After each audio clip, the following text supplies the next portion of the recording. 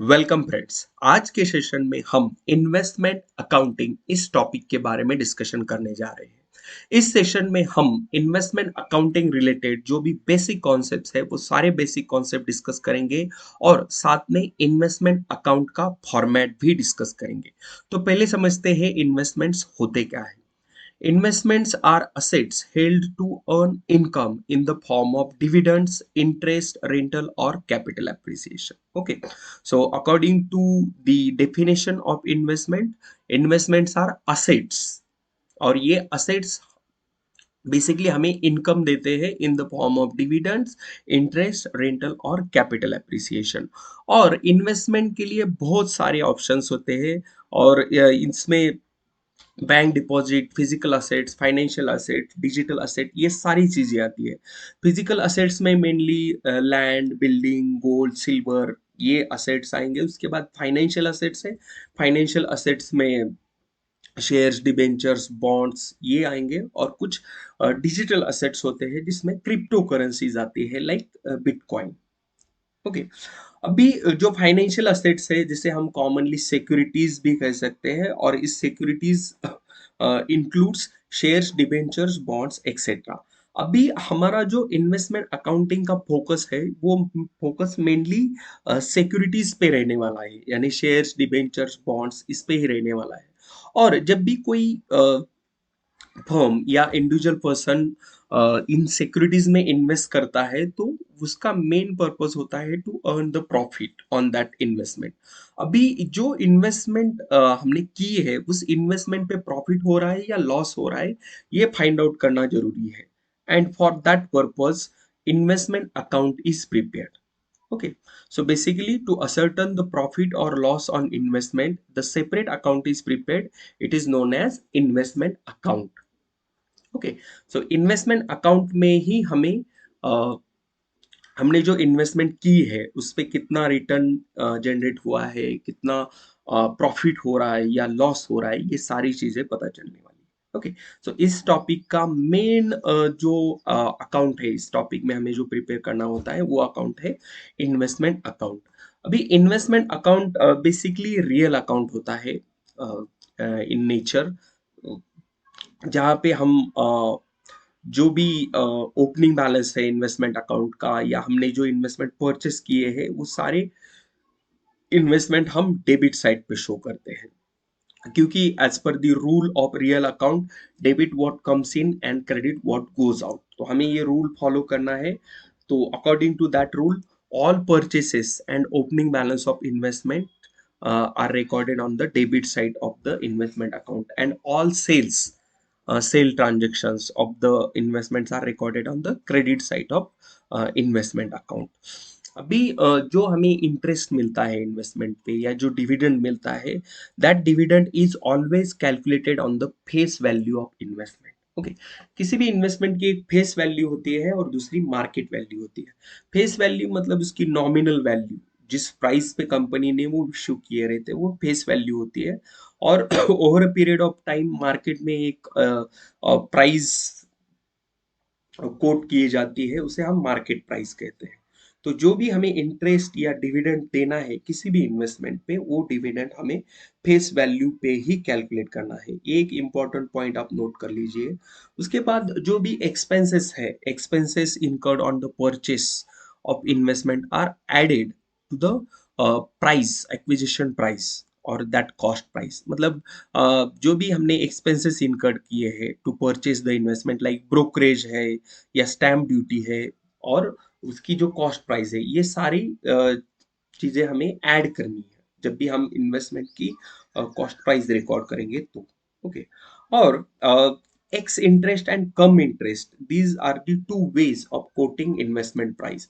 अभी देखिए क्या होता है, जब भी आप कोई fixed interest bearing investment purchase करते हैं, लाइक मान लीजिए आपने डिबेंचर्स परचेस किए, तो डिबेंचर्स को जनरली एक फिक्स डेट पे इंटरेस्ट मिलता है कंपनी के। मतलब जिस कंपनी ने डिबेंचर्स इशू किए हैं वो कंपनी साल में 2 बार जनरली डिविडेंड पेड करती है, और वो जो डिविडेंड पेमेंट के डेट है वो डेट फिक्स होते हैं। ओके। तो जो भी प्रीवियस डेट है डिविडेंड पेमेंट का, उस डेट से आज की जो डेट है उस डेट के टाइम तक जो भी एक्रूड इंटरेस्ट है, वो इंटरेस्ट अगर सेलिंग प्राइस में इंक्लूड नहीं है तो उसे हम एक्स इंटरेस्ट ट्रांजेक्शन कहते हैं, और अगर वो इंटरेस्ट सेलिंग प्राइस में इंक्लूड है तो उसे हम कम इंटरेस्ट ट्रांजेक्शन कहते हैं। तो basically ex interest and cum interest are the two ways of quoting of investment price. मतलब किसी भी इन्वेस्टमेंट की प्राइस जो है वो कोट किए जाती है, either ex interest or cum interest. Okay. Ex interest means interest is excluded and cum interest means interest is included. Okay. तो ये ट्रांजैक्शन हमें दिए रहते हैं और अकॉर्डिंगली हमें अकाउंटिंग करना होता है। तो जब भी हम इस टॉपिक पे एक प्रैक्टिकल प्रॉब्लम लेंगे तो हम ये x interest or cum interest transaction देखेंगे। और सी फ्रेंड्स, ये जो टॉपिक है इन्वेस्टमेंट अकाउंटिंग, ये टॉपिक ऐसा है कि जिसका प्रैक्टिकल एप्लीकेबिलिटी बहुत ज़्यादा है। मतलब अगर आप किसी म्यूचुअल फंड कंपनी में अगर ज्वाइन करेंगे आप एज अ एम्प्लॉय, तो आप ऑब्जर्व करेंगे कि वहाँ पे ये इन्वेस्टमेंट अकाउंट एक्चुअली प्रिपेयर किया जाता है। ओके। तो आपको अगर किसी इन्वेस्टमेंट रिलेटेड फील्ड में करियर करना है तो ये टॉपिक आपके लिए बहुत ही इम्पोर्टेंट होने वाला है। ठीक है।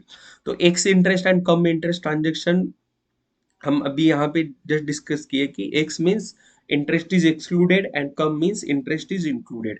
बट इसके रिलेटेड ट्रांजेक्शंस जब हम सॉल्व करेंगे ना एक्चुअली प्रैक्टिकल क्वेश्चन में, तो ये कॉन्सेप्ट बहुत ज्यादा क्लियर हो जाएंगे आपके। उसके बाद investments are classified as current investment and long term investments. तो broadly investments are classified into two categories as current investment and long term investment. अभी ये करंट इन्वेस्टमेंट ऐसी इन्वेस्टमेंट होती है जो इन्वेस्ट हमने लेस देन 1 ईयर के लिए परचेस किए। Okay. So basically short term में यानी अप टू 1 ईयर जो हम इन्वेस्टमेंट करते हैं उसे करंट इन्वेस्टमेंट कहते हैं, और मोर देन 1 ईयर जो जहां पर हम इन्वेस्ट करते हैं उसे लॉन्ग टर्म इन्वेस्टमेंट कहते हैं। Okay. So broadly investments are classified in two categories as current investment and long term investment. और current investment means investment which is held for less than 1 year. Okay. So ये कुछ investment accounting related basic information थी या कुछ basic concepts थे, उसके बारे में अभी हमने डिस्कस किया।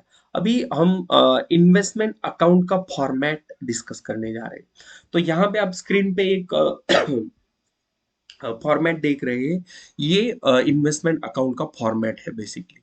तो जैसे हमने डिस्कस किया कि investment account is a real account, तो इसमें क्या होगा, डेबिट साइड जो है, तो यहाँ पे आप देखिए टू पार्ट में कैसे इन्वेस्टमेंट अकाउंट होगा। तो यहाँ पे जो अभी कर्सर दिख रहा है आपको, ये डेबिट पार्ट है, और इसके राइट हैंड साइड पे क्रेडिट पार्ट। तो यहाँ पे date, particular, nominal value, interest and capital, ये डेबिट पार्ट हो गया इन्वेस्टमेंट अकाउंट का। और उसके बाद date, particular, nominal value, interest and capital value, ये क्रेडिट वाला पार्ट। ओके।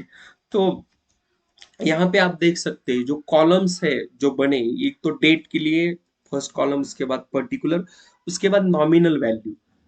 नॉमिनल वैल्यू मतलब फेस वैल्यू, जो भी इन्वेस्टमेंट की फेस वैल्यू होती है वो यहाँ पे रिकॉर्ड होगी। उसके बाद इंटरेस्ट, अगर कुछ एक्रूड इंटरेस्ट है ट्रांजेक्शन के टाइम पे तो वो भी रिकॉर्ड होगा, और उसकी कैपिटल वैल्यू या एक्चुअल हमने कितने पैसे पे किए वो रिकॉर्ड। अभी यहाँ पे मैं एक ट्रांजेक्शन दिखाता हूँ आपको कि 1 अप्रैल 2020 को ओपनिंग बैलेंस था इसका इन्वेस्टमेंट का, तो उसकी नॉमिनल वैल्यू 1 लाख रुपीज है, और इस पे इंटरेस्ट अभी एक्रूड हमें कैलकुलेट करना है। और उसके बाद इसकी कुछ कैपिटल वैल्यू, मतलब 1 लाख रुपीज जो है ये इसकी फेस वैल्यू या नॉमिनल वैल्यू है, बट हमने इसके लिए कितने पैसे पे किए थे, 1,05,000 रुपीज पे किए थे। और ये बेसिकली 15% डिबेंचर अकाउंट है। तो 15% डिबेंचर्स हमने परचेस किए थे, उसका ओपनिंग बैलेंस यहाँ पे दिया है। ओके। सो 1 अप्रैल का ओपनिंग बैलेंस इस तरह से रिकॉर्ड करेंगे। अभी इसके बाद अगर हम कोई भी इन्वेस्टमेंट परचेस करते हैं तो वो इन्वेस्टमेंट अकाउंट के डेबिट साइड पे, अभी देखो स्टूडेंट्स, मैं यहाँ पे word investment account word use कर रहा हूँ, बट यहाँ पे टाइटल दिया है कि 15% डिबेंचर अकाउंट। तो ये जो 15% डिबेंचर अकाउंट है यही इन्वेस्टमेंट अकाउंट है। अगर यहाँ पे हमने शेयर्स में इन्वेस्टमेंट की रहती तो हम यहाँ पे लिखते हैं कि शेयर्स अकाउंट, या बॉन्ड्स में इन्वेस्टमेंट की रहती तो वहां लिखते हैं बॉन्ड्स अकाउंट। राइट। तो ये बेसिकली इन्वेस्टमेंट कहाँ की है हमने, वहां पे डिपेंड। अगर हमने तीन जगह पे इन्वेस्टमेंट किए, मान ली डिबेंचर परचेस किए, शेयर्स परचेस किए और बॉन्ड्स भी परचेस किए, तो हमें तीन अकाउंट बनानी होगी। डिबेंचर्स के लिए डिबेंचर्स अकाउंट सेपरेटली, उसके बाद शेयर्स के लिए सेपरेट और बॉन्ड्स के लिए सेपरेट अकाउंट बनेगा। ठीक है, तो यहाँ पे 15% डिबेंचर अकाउंट है जहाँ पे हमने ओपनिंग बैलेंस लिखा। उसके बाद अगर हम परचेस करते हैं डिबेंचर्स 1 अप्रैल, नहीं अभी यहाँ पे जो एक्रूड इंटरेस्ट है वो पहले दिखाना है। यहाँ पे दिखे एक्रूड इंटरेस्ट मतलब ये जो 1 लाख रुपीज की इन्वेस्टमेंट है, इस पे इंटरेस्ट पहले कब रिसीव हुआ रहेगा, तो वो रिसीव होगा 31 दिसंबर को। अभी 31 दिसंबर के बाद जनवरी, फरवरी, मार्च, ये 3 मंथ्स का इंटरेस्ट हमें रिसीव करना है, तो वो इंटरेस्ट एक्रूड इंटरेस्ट कहलाता है। तो ये एक्रूड इंटरेस्ट यहाँ पे हमने रिकॉर्ड किया। ठीक है, उसके बाद अगर मान लो हमने परचेस किया है कोई डिबेंचर्स, अभी यहाँ पे 1 मई 2020 को परचेस किया है, टू बैंक लिखेंगे डेबिट साइड में, और 50,000 रुपीज का अगर परचेस किया है नॉमिनल वैल्यू, जिसपे एक्रूड इंटरेस्ट है 2,500, और इसकी कैपिटल वैल्यू है 50,700। मतलब ये जो हमने 50,000 रुपीज के जो डिबेंचर परचेस किए, जिसकी फेस वैल्यू 50,000 रुपीज है, वो एक्चुअली परचेस किए हैं 50,700 रुपीज में, तो इसलिए कैपिटल में वो अलग वैल्यू आ रही। और ये जो 50,000 रुपीज के हमने डिबेंचर परचेस किए हैं, इस पे इंटरेस्ट भी है, कुछ एक्रूड इंटरेस्ट है, ये है 2,500। ओके, तो इस तरह से हमें ट्रांजेक्शन्स रिकॉर्ड करने हैं। यहाँ पे मैंने एक्चुअली प्रैक्टिकल क्वेश्चन नहीं लिया है, हम नेक्स्ट इस पे नेक्स्ट पार्ट आएगा इसी इन्वेस्टमेंट अकाउंट पे, उसमें मैं एक क्वेश्चन लूंगा और वो क्वेश्चन हम सॉल्व करेंगे, मतलब प्रैक्टिकल प्रॉब्लम सॉल्व करेंगे स्टेप बाय स्टेप। ठीक है, बेसिकली आपको यहाँ पे समझना है कि ये इन्वेस्टमेंट अकाउंट का फॉर्मेट है, और जहाँ पे भी हमने इन्वेस्टमेंट किए रहती है, लाइक डिबेंचर्स है, शेयर्स है, बॉन्ड्स है, वो इन्वेस्टमेंट हम एज ए टाइटल लिखते हैं वहां पे, shares account, debenture account, etcetera. और जो ओपनिंग बैलेंस है वो डेबिट साइड पे रिकॉर्ड होता है, उसके बाद उस पे एक्रूड इंटरेस्ट कैलकुलेट करना होता है। और अगर हम परचेस करते हैं कुछ इन्वेस्टमेंट, तो वो इन्वेस्टमेंट भी डेबिट साइड पे ही रिकॉर्ड होती है। ठीक है, अगर हम कुछ इन्वेस्टमेंट सेल करते हैं तो वो क्रेडिट साइड पे आएंगे। और जो भी इस पे इंटरेस्ट मिलेगा हमें, ये दो डेट, इंटरेस्ट के दो डेट लिखे, देखो, interest receivable on 30 June and 31 दिसंबर। तो ये दो डेट पे जो इंटरेस्ट मिलेगा, वो इंटरेस्ट हमें इस डिबेंचर अकाउंट के या इन्वेस्टमेंट अकाउंट के क्रेडिट साइड पे ही रिकॉर्ड करना है।